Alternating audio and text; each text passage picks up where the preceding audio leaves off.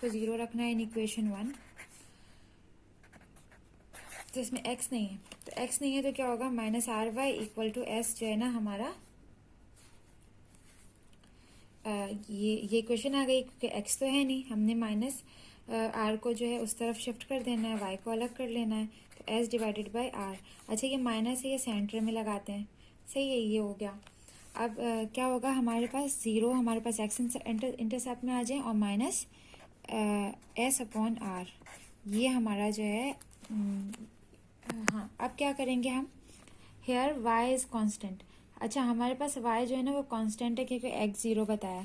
पीछे हमने जो सॉल्व किया था यहाँ पे, ये देखिएगा y हमने कहा था कांस्टेंट है, ये रहा y कांस्टेंट, क्योंकि x 0 था। जब x 0 है तो y तो ऑलरेडी कांस्टेंट होगा, सही है। इस जीरो स्लोप का ये काम है जो हम इस पे काम कर रहे हैं, ठीक है। ये हमारे पास आ जाएगा।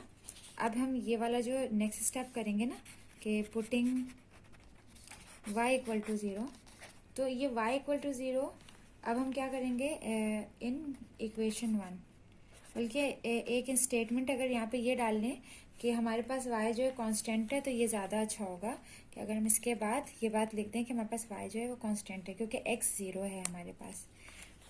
तो ये होगा here y is constant means y equal to k, सही है। अब putting y equal to 0 in equation 1 इसका किया, तो minus r y 0 equal to s, इन दोनों को मल्टीप्लाई किया, ये हो गया 0 s इक्वल टू 0। तो ये क्या है, फॉल्स स्टेटमेंट, ना इसमें x है ना इसमें y है, तो ये स्टेटमेंट हमारे लिए क्या हो जाएगी, फॉल्स स्टेटमेंट। याद होगा चैप्टर 1 में फॉल्स स्टेटमेंट भी करा चुकी हूँ आप लोगों को, ठीक है। अब हम आ जाते हैं इसमें ये p x equal to q है, इसमें भी यही होगा, इसमें 0 वाला नहीं करेंगे, बल्कि ये जो p x equal to q है ये इस वाले स्टेटमेंट पे पूरा जाएगा। अगर मैं स्लोप के टाइप्स को चेक करूं तो इसके अंदर जो ये वाला है स्लोप अनडिफाइंड, ये एक्स कांस्टेंट होगा, इसमें इस वाले सवाल में एक्स कांस्टेंट होगा। इसमें हम कहेंगे here x is constant, x equal to 0। जब हम इसे सॉल्व करेंगे तो x को रखेंगे यहाँ पे, पहले हम y को 0 रखेंगे, y को 0 रखेंगे तो यहाँ पे y नहीं होगा, ठीक है। बल्कि मैं आप लोगों को सॉल्व करके बता देती हूँ, ऐसा ना हो कि बाद में आप लोगों को मसला करे। क्वेश्चन नंबर 9 है p x equal to q, solution है हमारे पास, और हम इसको बना लेते हैं p x equal to q, question number equation number 1। फिर हम आ जाते हैं इस पे कि हमें किस तरह सॉल्व करना है। अगर हम यहाँ पे लिखेंगे पुट y इक्वल टू 0, क्योंकि हमारे पास y यहाँ पे नहीं है, और हम पहले से ये बता देंगे कि कौन सी स्लोप है, इस तरह से इसको डिफाइन करने में आसानी होगी इन इक्वेशन 1। अगर आप चाहो तो इसे बाद में भी कर सकते हैं। तो ये p x equal to q हो गया, p x equal to q हो गया, हमने x को यहीं पर रहने दिया और क्यू अपॉन पी कर दिया इसको, ठीक है, ये हो गया। अब क्या कह रहे हैं कि हमारे पास x तो आ गया q अपॉन पी, लेकिन क्या है y 0, क्योंकि हमने y और y तो यहाँ पे रखा ही नहीं है, y तो था ही नहीं। तो ये जो q अपॉन पी आ गया ना, ये हम क्या करेंगे, here x is constant means x equal to k। और अब सेकंड करेंगे, now putting the value of x equal to 0 in equation 1, तो क्या हो जाएगा हमारे पास x इक्वल टू, तो इसको यहाँ पे रखेंगे p 0 इक्वल टू क्यू, ये आ गया 0 इक्वल टू क्यू। तो ये क्या है, फॉल्स स्टेटमेंट है।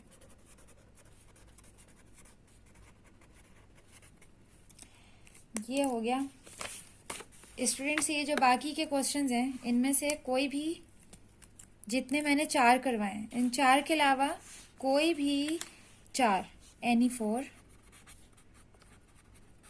ये आपका जो है वो असाइनमेंट क्वेश्चन है, ठीक है। असाइनमेंट जो आप लोग मुझे जमा करवाओगे, अभी तक आप लोगों के 2 असाइनमेंट्स मेरे पास आ चुके हैं। एक चैप्टर 1 का जो आप लोगों ने मुझे क्लास में सबमिट करवाया था हार्ड कॉपी में, और एक असाइनमेंट आप लोगों ने मुझे चैप्टर 2 का हाफ जो पहले मैंने करवाया था क्लास में, उसका आपने मुझे ऑनलाइन जमा करवाया है, ठीक है। वो दोनों असाइनमेंट्स मेरे पास आ गए हैं, उसके मार्क्स भी आ चुके हैं। अब जो ये मैं करवा रही हूँ, इसका असाइनमेंट भी मुझे उसी फॉर्मेट में मिलना चाहिए, PDF फॉर्मेट में, जो आप लोगों ने चैप्टर 2 का पहला वाला पार्ट दिया था।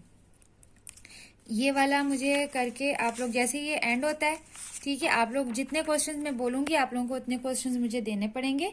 जैसे कि इसमें कहा मैंने Any4, उसको छोड़कर जो मैंने करवाया है इसमें से करें आप सारे, क्योंकि पेपर्स में सब कुछ भी आ सकता है, कुछ पता नहीं कि कहाँ से आएगा कहाँ से नहीं, इसीलिए सारे प्रैक्टिस करें। लेकिन मुझे असाइनमेंट में आप ये 4 के 4 तो दे दें, इनमें से ये जो 3 यहाँ से और ये 3 यहाँ से, इनमें से कोई भी 4 आप करके मुझे असाइनमेंट जमा करवाइएगा। अच्छा, अब क्वेश्चन नंबर 2 में आ जाते हैं। Graph the given linear equation. Graph बनाना है इसमें लीनियर इक्वेशन, किस तरह से बनाएंगे?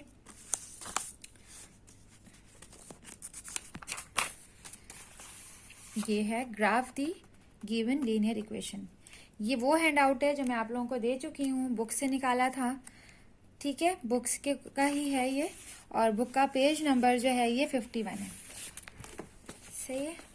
अब हम आ जाते हैं इस पे, question number 2। Graph the given linear equation. पहला क्या है? 2x minus 3y equal to -12। Solution लेंगे इसका, तो कैसे करेंगे सॉल्व इस तरह से करेंगे कि पहले हम लिख लेंगे इसके 2x minus 3y equal to minus का 12। ये हमारे पास इक्वेशन 1 है। अब क्या करेंगे? इंटरसेप्ट है, जाहिर सी बात है, क्वेश्चन ही ये जो चैप्टर ही हम जो कर रहे हैं ये वाला, ये स्लोप और इंटरसेप्ट का पार्ट है। तो जब हम इसके पार्ट पे जाते हैं तो हमें क्या करना है, जाहिर सी बात है, y इक्वल टू 0 रखना है इंटरसेप्ट के लिए, और x इक्वल टू 0 रखना है। बारी बारी दोनों चीज़ें रखनी है x और y की वैल्यू मालूम करने के लिए। तो हम क्या करेंगे, put y equal to 0 in equation 1। तो क्या होगा, 2x माइनस 3y की जगह 0 equal to -12, 2x minus 0 equal to minus का 12, 2x इक्वल टू माइनस का 12, x equal to -12 divide by 2। इसको जब हम सॉल्व करेंगे तो हमारे पास ये -6 आ जाएगा। ये है माइनस का 6 और ये 0, ठीक है। अब हम पुट करेंगे x equal to 0। Now putting x equal to 0 in equation 1, क्या हो जाएगा, 2 0 माइनस 3y इक्वल टू -12। ये 0 है, -3y है इक्वल टू माइनस का 12, -3y इक्वल टू माइनस का 12। ये आपस में कैंसिल हो गया, 3y इक्वल टू 12 आ गया। y equal to 12 divided by 3, y equal to, इन दोनों को जब डिवाइड करेंगे तो हमारे पास 4 आ जाएगा आंसर। तो क्या हो जाएगा, 0 पे 4। अब हम इसका बनाएंगे ग्राफ। किस तरह से बनाएंगे, 0 4 एंड -6 और 0। ये -6 और 0 और ये 0 पे 4, ये दोनों मैंने यहाँ लिख लिया है। अब मैं ग्राफ के लिए लाइन बनाने जा रही हूँ। एक ये लाइन बनाई और एक ये लाइन बनाई, ठीक है। अब क्या है, -6 है, 0 है, 4 भी है। अच्छा, ये 4 कहाँ तक है, ये हमारे पास y की वैल्यू है, और x क्या है हमारे पास, -6 है, मतलब x डैश x y और y डैश। इससे ये पता लग रहा है कि जो y की वैल्यू जा रही है वो अप की तरफ जा रही है, जो x की वैल्यू जा रही है वो नेगेटिव साइन की तरफ जा रही है। अप की तरफ मतलब पॉजिटिव पे जा रही है, और नेगेटिव की तरफ जा रही है x की वैल्यू। तो अगर हम x की वैल्यू डालते हैं और वो -6 कह रहा है, तो मैं 1 2 3 से डाल लेती हूँ। अगर आप दिल चाहे तो आप 2 4 6 डाल दें। चलिए यहाँ पे 2 -2 -4 -6 -2 4 6, ये 0 ओरिजिन है। अब क्या है, ये 4 पे जा रहा है, तो मैं 1 2 3 4। अच्छा, ये इक्वल डिस्ट्रीब्यूशन नहीं कर रही हूँ, मतलब जो लाइनिंग बना रही हूँ मैंने इसकी कोई ख़ास स्केलिंग नहीं की है। सिंपल मैंने जो है अपनी मर्ज़ी से लाइंस बना दी है। आपकी मर्ज़ी, आप किसी तरह भी बनाते हैं। अगर आप मेजर करके बनाएं तो ज़्यादा बेहतर है। इस तरह से ना बनाइएगा। स्केल, प्रॉपर स्केल और प्रॉपर तरीके से बना के जो है ना मुझे असाइनमेंट में देना है आप लोगों को। ये 1 -1 -2 -3 -4। अब क्या है, ये 6 है, सही है, और ये 4 है। अगर मैं इसको स्केल से खींचूं तो ये आपस में जो है इस तरह से आना चाहिए, ये इस तरह से कि आपस में ये मैच भी करे और एक स्ट्रेट लाइन बनाए। ये देखिए, ठीक है, ये हो गया। ये क्या है हमारे पास, इसको क्या लिखेंगे, 0 4 0 4 और -6 और ये 0 -6 और ये 0, ये है। इस तरह से हम ग्राफ को करेंगे। ये हमारे पास y इंटरसेप्ट है और ये हमारे पास x इंटरसेप्ट है। ठीक है, ख्याल रखिएगा किस तरह से कर रहे हैं, क्या कर रहे हैं, इन सब का पता होना चाहिए आपको। अच्छा, अब इसमें ये बहुत आसान है। अब मैं आप लोगों को ये वाला करके बताती हूँ, वो जो थोड़ा सा मुश्किल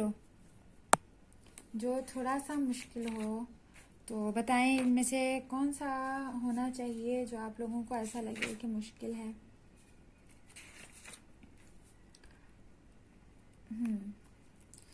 पहले ये वाला करा देती हूँ। एक काम करती हूँ, पहले मैं 17.5 वाला करा देती हूँ ताकि आप लोगों को 0.5 का अगर कोई मसला हो रहा है तो 0.5 का मसला ना हो। एक ये करा दिया, सही है। अब मैं इस पे आ जाती हूँ 7 पे। 7 लिया, -5y इक्वल टू -17.5।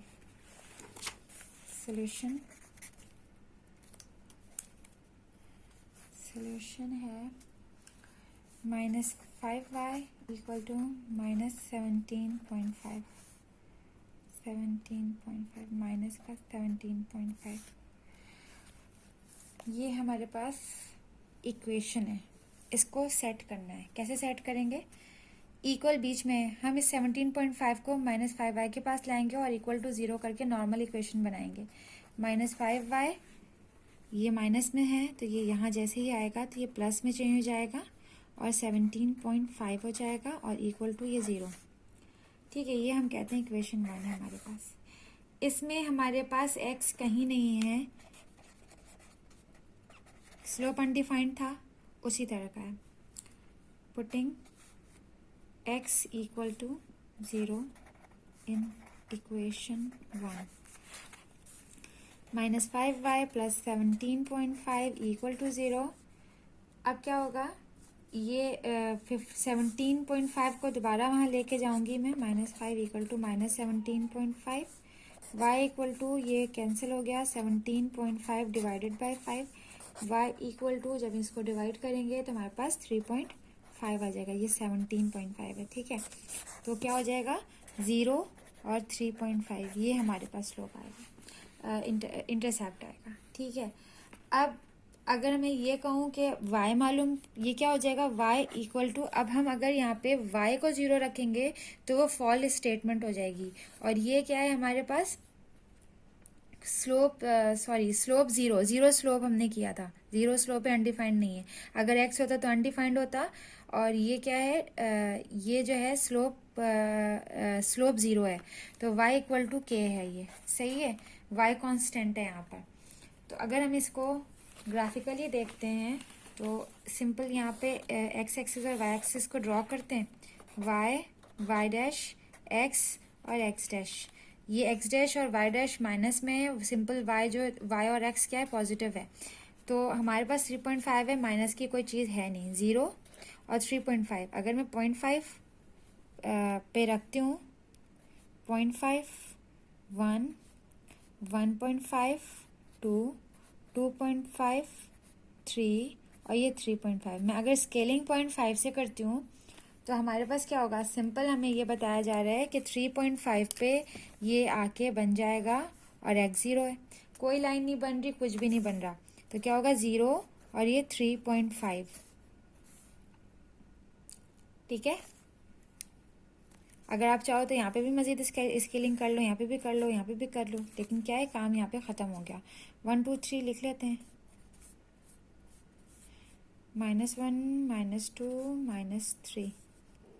ठीक है, ये अब यहाँ पे भी चाहो तो आप सेम स्केलिंग इसी की तरह कर लो, लेकिन जब हम ग्राफ पे ये सब चीज़ बनाते हैं ना, तो हमने ये लिखना होता है स्केल के तौर पे कि हमने कितने कितने बॉक्सेस, जो स्मॉल बॉक्सेस जो हैं वो लिए हैं इस ग्राफ के लिए, मतलब स्केलिंग करते हैं उसकी कि 1 यूनिट किसके बराबर है, 5 small boxes equal to 1, 5 small या 10 स्मॉल बॉक्सेस इक्वल टू 2, इस तरह से हमने लिखना होता है। अब मैं आपसे नेक्स्ट क्लास में ये करूँगी, जब मैं आप लोगों की ये वीडियो शूट कर रही होंगी तो मैं ग्राफ सामने रख के आप लोगों को स्केलिंग करना बता दूंगी एक बार। ये आप पूरा प्रॉपर देख लें, स्केलिंग में आपको समझा दूंगी कि स्केलिंग किस तरह से करते हैं। ये वाला क्वेश्चन सॉल्व हो गया है, इसका ग्राफ भी देख लिया है। अब हम क्वेश्चन नंबर 8 देख लेते हैं, वो ज़रूर आप लोगों को मुश्किल लग रहा होगा।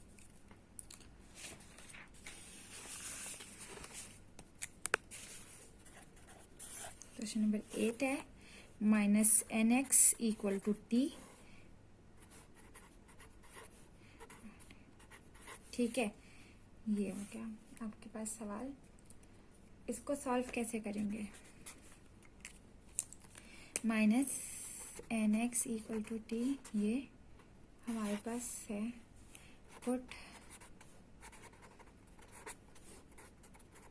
Putting y equal to 0 in equation 1। ठीक है, तो y तो है नहीं, तो -nx equal to t, x equal to t upon n minus में, तो क्या हो जाएगा -t अपॉन n और ये 0। तो यहाँ पे क्या है हमारे पास, x इज कांस्टेंट, ये अनडिफाइंड है, स्लोप अनडिफाइंड।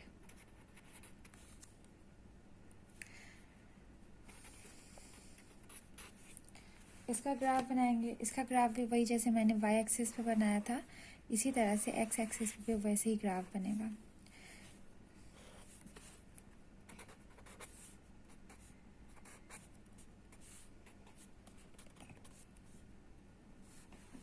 मैंने किया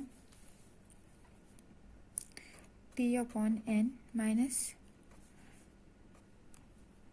जब फिर यहाँ 1t 2t upon n minus में आ गया, और ये 3t upon n minus 3t upon n। इसी तरह से यहाँ पे 1t upon n, 2t upon n, 3t upon n। ठीक है, ये आ गया। हमें यहाँ पे ये t अपॉन n है, तो मतलब 1t अपॉन n है, यहाँ पे कुछ नहीं है तो मीन्स के 1 है, तो ये हो जाएगा -t अपॉन n और ये 0। ये है हमारे पास स्लोप अनडिफाइंड का एक क्वेश्चन सॉल्व हो गया।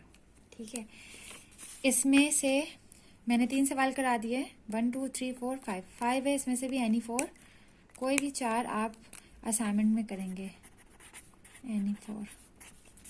अच्छा, अब complete the slope of the line segment connecting the 2 points intercept, the meaning of the slope is each cases.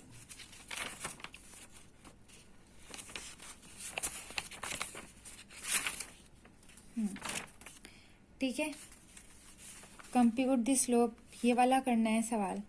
तो इसको भी अगर मैं बुक में देखूं तो ये हमारे पास पेज नंबर 52 है, सही है, ये है हमारे पास। अब हम इसको सॉल्व करेंगे। Compute the slope of the line segment connecting the 2 points intercept the meaning of the slope in each cases. पहला सवाल है हमारे पास -3, 10 and 2 और -5.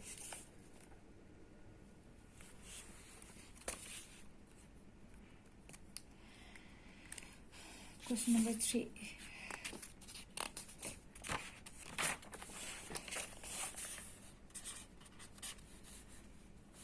पहला -3, 10 and 2 और -5. ये है जो मैंने हैंड आउट दिए हैं. हैंड आउट का पहला है. सही है.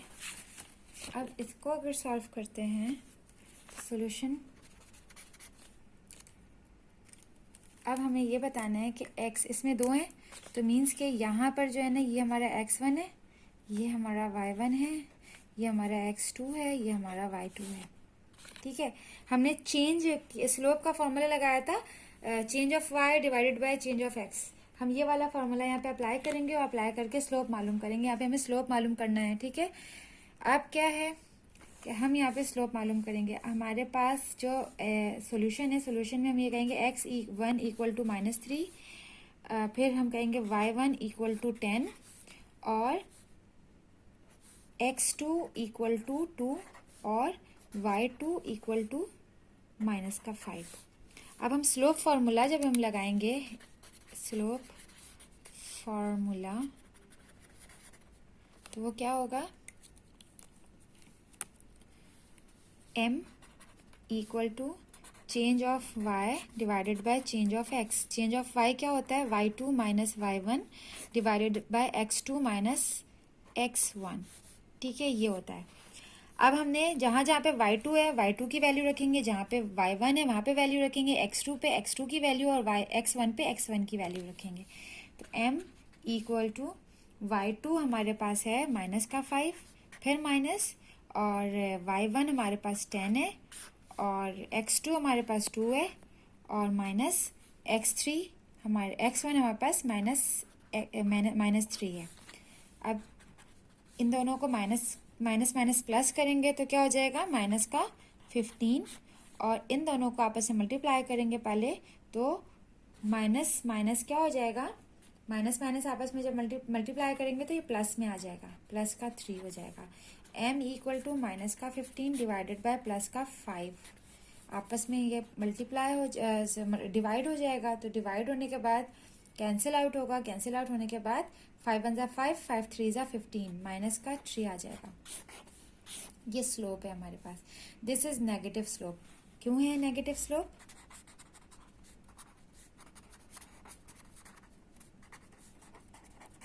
क्योंकि -3 के आगे माइनस लगा है. ठीक है, ये वाला एक सवाल कर दिया. सेम ऐसे ही सारे सवाल होंगे, कुछ भी मुश्किल नहीं है.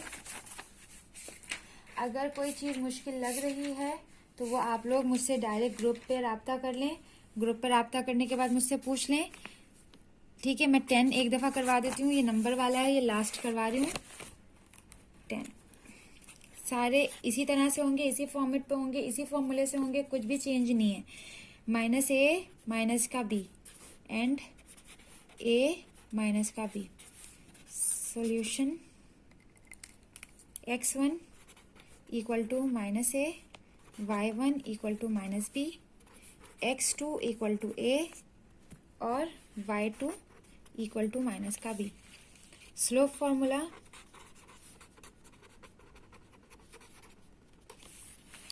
m equal